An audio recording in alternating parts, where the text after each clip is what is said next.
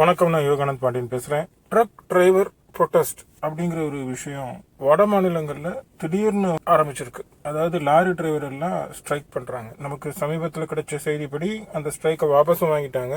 இவங்க ஸ்ட்ரைக் எதுக்காக பண்ணாங்கன்னா, மத்திய அரசாங்கம் கொண்டு வந்த சட்ட திருத்தங்களால தாங்க பாதிக்கப்படுறோம் அப்படின்னு. அது சட்ட திருத்தம் என்னன்னா, ஹிட் அண்ட் ரன் கேசஸ் நிறைய பதிவு செய்யப்படுது. யாரு இடிச்சாங்கன்றதே தெரியல, இடித்து ஓடிட்டாங்க. ஹைவேலையும் பல இடங்கள்லயும் ஒரு அதிகாலை நேரத்திலேயோ அந்த மாதிரி நேரங்கள்ல விபத்து நடந்த உடனே அப்படியே போட்டுட்டு ஓடிடுவாங்க. அந்த 1 மணி நேரம், முக்கியமான 1 மணி நேரத்துல அந்த நபரை கூட்டிட்டு போய் ஒரு ஆஸ்பத்திரியில சேர்த்திருந்தா கூட அவர் காப்பாற்றப்பட்டிருப்பார். அவருக்கு இன்சூரன்ஸ் கிளைம் ஏதாவது கிடைக்கணும்னா எந்த வண்டி இடிச்சதோ அந்த வண்டி எல்லா வண்டியும் இன்சூரன்ஸ் கட்டி தான் ஓடுது. குறைந்தபட்ச இன்சூரன்ஸே நீங்க தேர்ட் பார்ட்டி இன்சூரன்ஸ்ன்றது, நீங்க யார் மேலேயாவது இடிச்சுட்டா அவருக்கு என்ன நஷ்டஈடு கொடுப்பீங்க, இதுதான் இந்த இன்சூரன்ஸோட அடிப்படை. அந்த இன்சூரன்ஸ் பணம் இன்சூரன்ஸ் கம்பெனி கொடுக்கணும்னா அதுக்கு ஒரு போலீஸ் ஃபார்மாலிட்டி இருக்கு. விபத்து நடந்ததை போலீஸ் அதிகாரி உறுதி செய்து இந்த நபர் இந்த வாகனத்தால் இடிக்கப்பட்டார் அப்படின்னு இந்த கேஸ் பதிவு செய்யப்பட்டு அந்த போலீஸ் தரப்புல இருந்து அந்த அறிக்கை கிடைச்சாதான் இன்சூரன்ஸ் நிறுவனங்கள் அந்த பாதிக்கப்பட்ட நபருக்கு இன்சூரன்ஸை கொடுப்பாங்க, இன்சூரன்ஸ் அமௌண்ட் கொடுப்பாங்க. அது பாதிப்பை பொறுத்து, உயிர் போயிருந்தா பெரிய அமௌண்ட் கிடைக்கும், கை கால் உடஞ்சிருந்தா சின்ன அமௌண்ட் கிடைக்கும். இப்போ இந்த ஓட்டுநர்கள்லாம் இந்த மாதிரி அம்போன்னு விட்டுட்டு போறதுனால இப்ப யார்கிட்ட போய் கேட்கறது, எங்க என்ன நடந்துச்சு? ஒரு குடும்பம் கஷ்டப்படுது இல்லையா? அது போக ஒரு அநாகரிகமான செயல். ஒரு மனித உயிரை அந்த 1 மணி நேரத்துல காப்பாற்றி விட முடியும்ன்ற இருக்கக்கூடிய ஒரு சூழ்நிலையில யாரும் இல்லாத ஒரு இடத்துல இடிச்சிட்டு அப்படியே விட்டுட்டு போறதுங்கிறது ஒரு கொலை செய்யறது மாதிரி தான் இருக்கு. அது ஒரு பெரிய தவறு. தெரியாம நடந்தாலும் விபத்து தான். அந்த விபத்தை சரி செய்யறது என்ன வழி?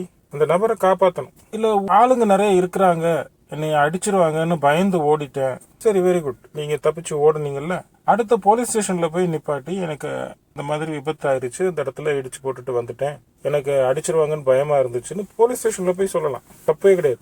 ஆளுங்க இருந்தாங்கன்னா காப்பாத்திடுவாங்கன்ற நம்பிக்கை இருந்ததுன்னா அந்த மாதிரி போகலாம். ஆளே இல்லாம அனாதையா ஒருத்தங்க அடிபட்டு கிடக்குறாங்கன்னா அவங்கள நீங்க கண்டிப்பா, நீங்க இடிச்சிருந்தீங்க அந்த இடத்துல கண்டிப்பா இருக்கிறீங்க, காப்பாத்தி தான் ஆகணும். அதுதான் இந்த புதிய சட்டம். நீங்க காப்பாத்தாம வேறு ஏதாவது வகையில உங்களை கண்டுபிடிச்சாங்கன்னா, வேற என்ன வகை? சிசிடிவி தான், வண்டி நம்பர் பிளேட் தான் கண்டுபிடிச்சு உங்களை கைது செய்து இந்த மாதிரி செஞ்சிட்டீங்கன்னு நிரூபிக்கப்படும் போது 10 வருஷம் உள்ள போட்டுருவோம், ஜெயில போடுவோம் அப்படின்னு சொல்றாங்க. மேலும் ஃபைனாக 7 லட்சத்திலிருந்து 10 லட்சம் வரைக்கும் கூட நாங்க போடுவோம். ஏன்னா இந்த இன்சூரன்ஸ் அமௌண்ட் வாங்கி கொடுக்க வேண்டியிருக்கு.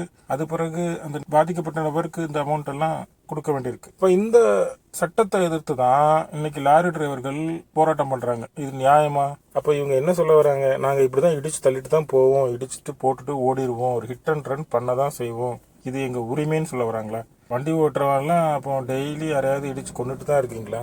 மத்திய அரசாங்கம் பொறுப்போட செய்ய வேண்டிய சட்ட திருத்தங்களை சரியான முறையில செஞ்சுக்கிட்டு இருக்கு. இதுக்கு இந்த எதிர்கட்சி காங்கிரஸ் மாதிரியான எதிர்கட்சிகள் அவங்க ஒரு டிரைவர் யூனியனை தூண்டி விட்டு, எப்படி ஒரு டிரைவர் தெரியாம ஒரு அடிபட்டுருச்சுன்னா 10 லட்சம் ரூபா கொடுக்க முடியும், 10 வருஷம் ஜெயிலுக்கு போகணும், நாங்கெல்லாம் அப்படி பிழைக்கிறது, எங்க பிழப்பு இதுலதான் இருக்கு. உங்க பிழப்பு என்ன? எல்லாரையும் கொள்றதா? இடிச்சு தள்ளிட்டு விட்டுட்டு ஓடுறதா உங்க பிழப்பு? விபத்து நடந்தா ஒண்ணு அந்த இடத்துல காப்பாத்துங்க, இல்ல போலீஸ் ஸ்டேஷன்ல போய் ஆளுங்க இருக்காங்கன்னா போலீஸ் ஸ்டேஷன்ல போய் சரணடைங்க. ரெண்டும் இல்லாம அனாதையா ஒரு நபர் இறந்து போறாரு, அவருக்கு அந்த இன்சூரன்ஸ் அமௌண்ட் கிடைக்க மாட்டேங்குதுன்னா அதை தடுத்து தானே ஆகணும். இந்த மாதிரி ரோட்ல அடிபடக்கூடிய நபர் யாரா வேணா இருக்கலாம். பைக்ல போறவரா இருக்கலாம், ஆட்டோல போறவரா இருக்கலாம், லாரி டிரைவரே ரோடு கிராஸ் பண்ணும்போது அது மாதிரி நடக்கலாம். இப்ப இந்த லாரி டிரைவர்கள்லாம் போராட்டம் பண்றாங்களே, இவங்களுக்கு எல்லாம் கொஞ்சமாவது யோசனை இருக்கா இந்த மாதிரி போராட்டம் பண்றோன்னு?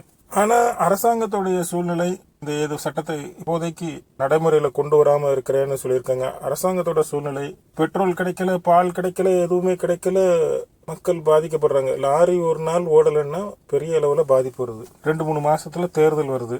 பாஜகவோட பேரை கெடுக்கணுன்றதுக்காக காங்கிரஸ் தான் இந்த வேலையை செஞ்சிருக்கணும். காங்கிரஸுடைய லாரி டிரைவர் யூனியன்களை வச்சு, அந்த அசோசியேஷன், லாரி டிரைவர்கள் சங்கம், இதையெல்லாம் வச்சு எதையாவது ஒரு காரணத்தை வச்சுக்கிட்டு நாட்டுடைய அமைதியை கெடுக்கிறது, நாட்டுக்கு எதிரான வேலைகளை செய்யறது தான் இந்த காங்கிரஸுடைய வேலையா இருக்கு.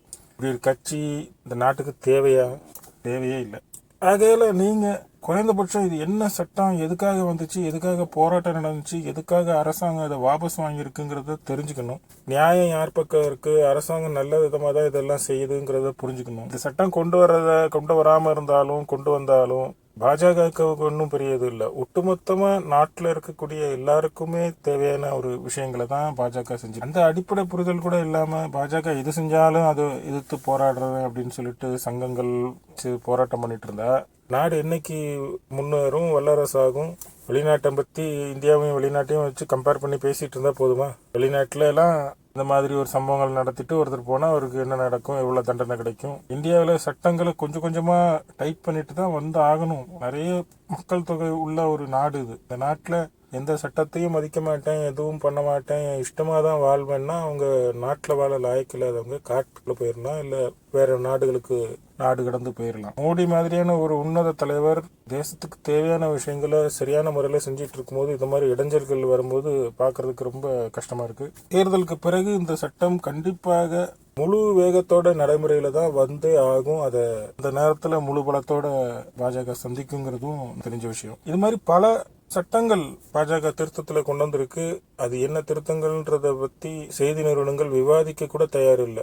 அதனால மக்கள் அடையக்கூடிய பலன்கள் ஏராளம். அதையெல்லாம் சொல்லி பாஜகவுக்கு நல்ல பேர் வந்துடக்கூடாது அப்படின்னு சொல்லிட்டு எதிர்கட்சிகள் வாயை மூடிக்கிட்டு இருக்காங்க. எதிர்கட்சிகள் மட்டும் இல்ல, இந்த விலை போன ரெட் லைட் மீடியான்னு சொல்லக்கூடிய செய்தி நிறுவனங்களும் வாய மூடிட்டு தான் இருக்காங்க. ஆகவே மக்கள் தான் விழிப்புணர்வோடு இருக்கணும்னு கேட்டுக்கிறேன்.